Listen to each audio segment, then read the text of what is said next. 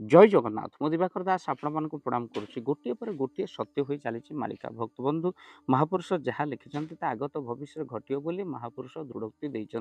कहीं सत्य हो चली मालिका पर्वत शिखर फुटब कहीं अछूत वचन टलो ना ये घटना आग को घटो कहीं अनेक लोग कहते मालिका हो सारा पर कहीं कहते आगुरी कहीं आगुरी तेणु ये घटना कहूँ जहाँ आगत भविष्य घटो महापुरुष लिखिं कहले चारि धामे पुणी बाबूरे रक्तपात होइब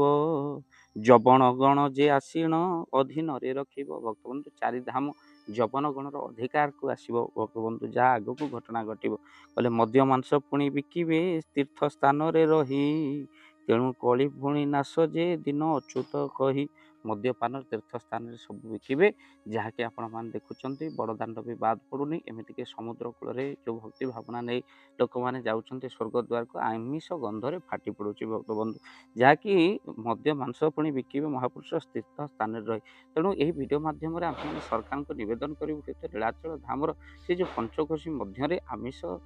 निश्चिंत बाद पड़ा दरकार बा आमिष बड़दाण्ड न बिक्री होगा दरकार पुणी समुद्र कूल जो भाई परिस्थिति आपण देखिए जो स्वर्गद्वार सम्मुखें ये घटना न घटवा दरकार कहीं लोक मैंने स्वर्गद्वार को जो भक्ति भाव आसुँच से भक्ति भाव नष्ट हो जाए एमतीक जो समुद्र को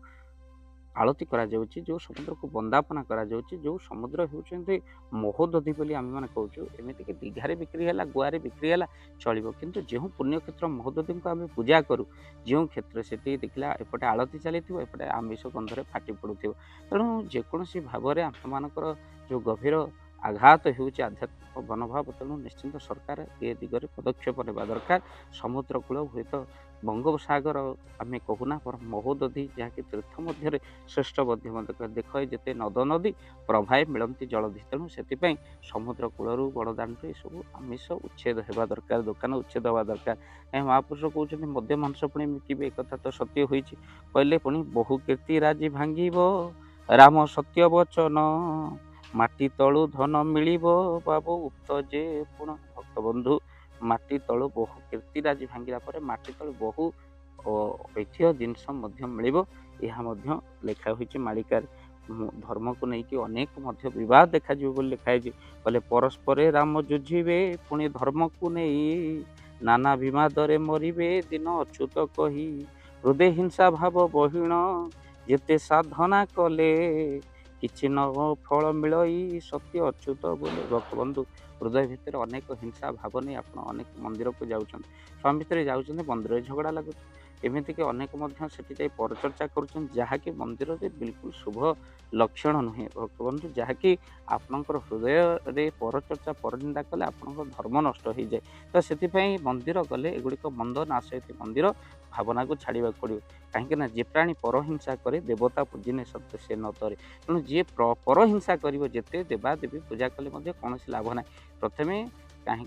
जी हिंसा अन्य को करती तार सकल पुण्य नाश हो जाए तो से हिंसा ठार दूरे रुहतु आग को भविष्य महापुरुष कहले कहले चारिआडे चारि जो धाम रही रक्तपात होगा सहित मद्यपांस तीर्थ क्षेत्र बिक्री हेब धर्म को नहीं बद हेब माटी तल बहुगुप्त धन मिल परस्पर धर्म को नहीं जाए ये कथा मालिकार जहाँ लिखाई ता तो अनेक घटना घटला आग को चारिधाम रक्तपातर कथा लिखाई जहाँ भयकर भक्तबंधु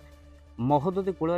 मद मांस बिक्री को निषेध करने सहित सरकार को नवेदन जो अखा बस्ता भली गोमाता को ट्रक रे नि जाउची सेति प्रति दृष्टि देवा दरकार कहीं यही सरकार गोमाता रक्षा करियो बोली आज गादी को आसी किंतु गोमाता रक्षा हो पारुनी तेणु जो सरकार मोहन सरकार से दिन वृंदावन रे मोहन गोमातार सेवा करुले गोचारण करुले गाई को भल पाउले किंतु ये सरकार मोहन नाम नेले हेब नाही ये सरकार को नवेदन मोहन भली आपण गोमातार सुरक्षा दिंतु गोमाता को भल पातु हे तो हिंदू मान मन भितर टी आप जगह नहीं पारे आम ओडिया मन भितर आप जगह नहीं पारे गोमाता रक्षा होगा दरकार आ गोमाता को नहीं जो आईन अच्छे कार्यकारी होगा दरकार तो वीडियो को सरकार पाखे पहुँचे आपण मैंने ही सारथी हूँ कहीं आम नवेदन करुच्छे वीडियो आगे को जावा दरकार सरकार को नवेदन समुद्र कूल महोदधि कूल माछ मांस मद्य दुकान उठा सहित गोमाता रक्षा होगापी ये वीडियो माध्यम नवेदन करुच्छे। ए वीडियो को शेयर करेंगे चैनल जदि चैनल को सब्सक्राइब कर दिखाते मालिकार कथा को शुणा। जय जगन्नाथ जय पंचसखा। जय जगन्नाथ। धन अर्जन धर्म करी धर्मे प्राप्त नरहरि। आपण को उपार्जित धन को जदि धर्म कार्य लगे चाहूँगी किसी असहाय असुस्थ व्यक्ति पाखे आम प्रतिदिन पहुँचू आउ किसी सहयोग करूँ। जदि आपणकर से गुंडुची मूषा भली दान से कार्य लगे चाहूँगी स्क्रीन रे चली ए नंबर रे एबे कॉल करंतु आमे दबु आपन को फोन पे नंबर आपनकर जेतिकी समर्थ रही सामर्थ्य अनुसार आपण प्रदान करेंगे आपणकर अर्थ राशि एबे आपण जानिके आनंदित हेबे। गोटी एम्बुलेंस किणा जाइछि केवल रोगी सेवा पई जदि आपणकर किछि अर्थ से एम्बुलेंस पई आपण सहयोग करिबा पई चाहंती तो एबे कॉल करंतु एही नंबर रे। आपन को अशेष धन्यवाद। जय जगन्नाथ।